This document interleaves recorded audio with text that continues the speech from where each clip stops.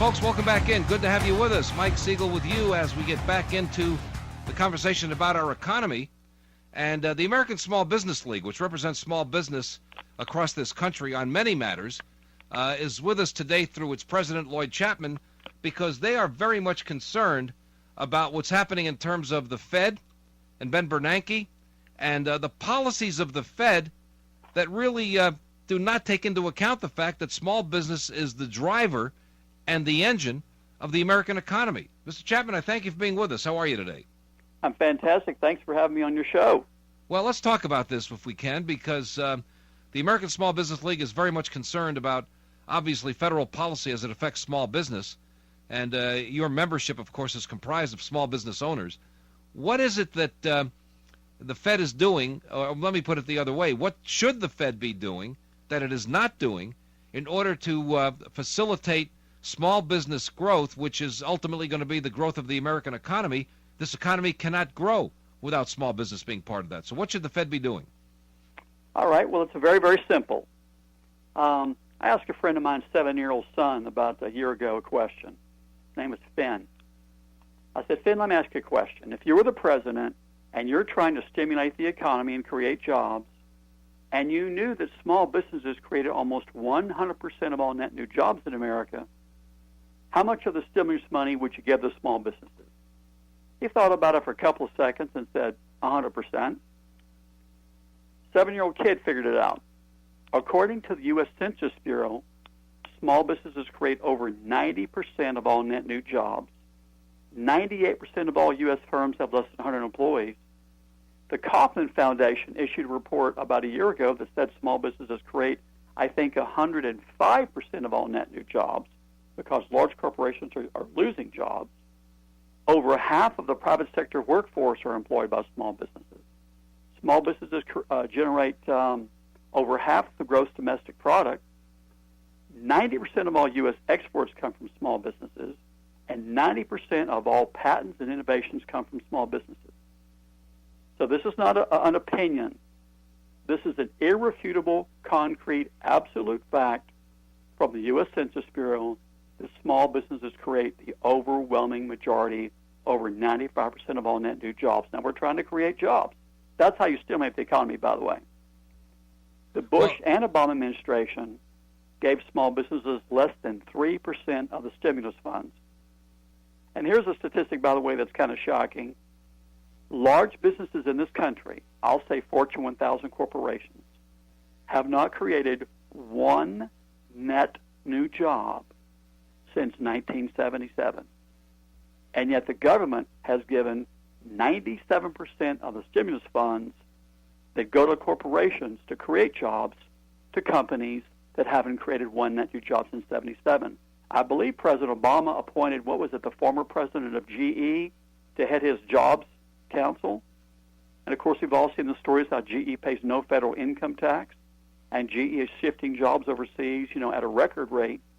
It just doesn't make sense. If you're trying to create jobs and you've got stimulus money, there's only one place it should go: small businesses. Now, there's a federal law that's been in place since 1953, and that law says 23% of the total value of all federal contracts and subcontracts shall go to small businesses.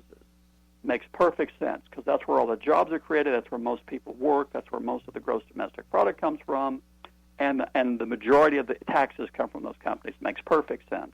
Now, where did you get the Since 2003, a series of, I think, 15 investigations have come out that have found that most of the federal funds that by law should be directed to small businesses in the middle class, again, where all the jobs are created, are actually going to Fortune 500 firms.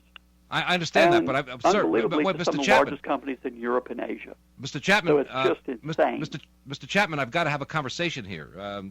This can't be a monologue because all right.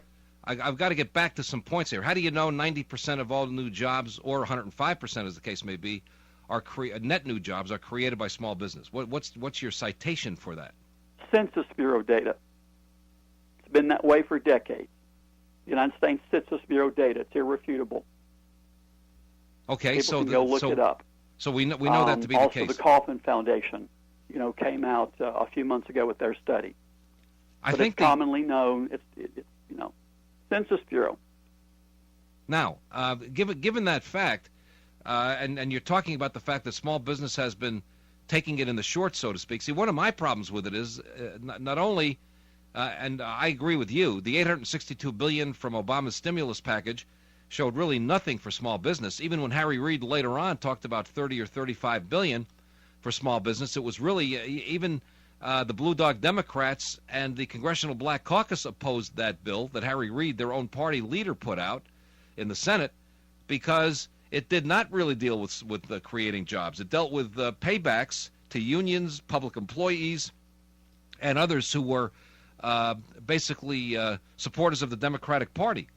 So I agree with you about that. The question now is, what about the regulation on small business, beyond even the fact they don't get any financial help?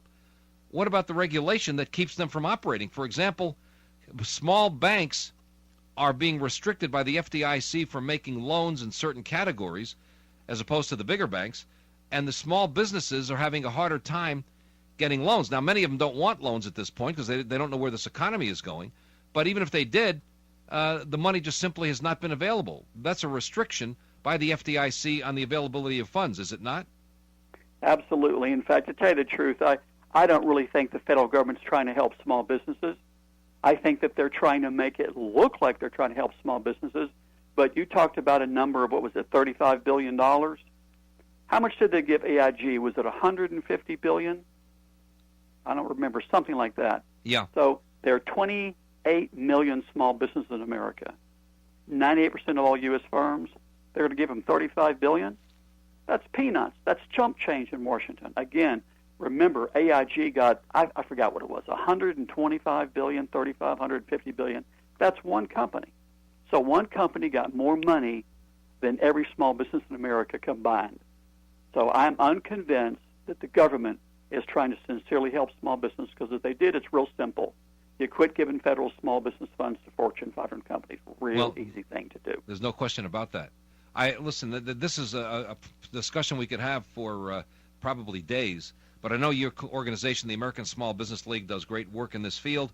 I'm sure every small business owner listening and every small business employee listening, which is most people in this country, as you pointed out, are delighted with your work. And I guess it's just a matter of keep hammering at it, because at some point the government at least has to get out of the way. Regulation is another big issue that suppresses small business. We'll talk about that another time. Thank you for being with us, Mr. Chapman. I appreciate your time today. Mike, thanks so much for having me on your show. Have a great day, sir. All right. Mike Bye-bye. Siegel here. Be good to yourself in the world, and the world will be good to you.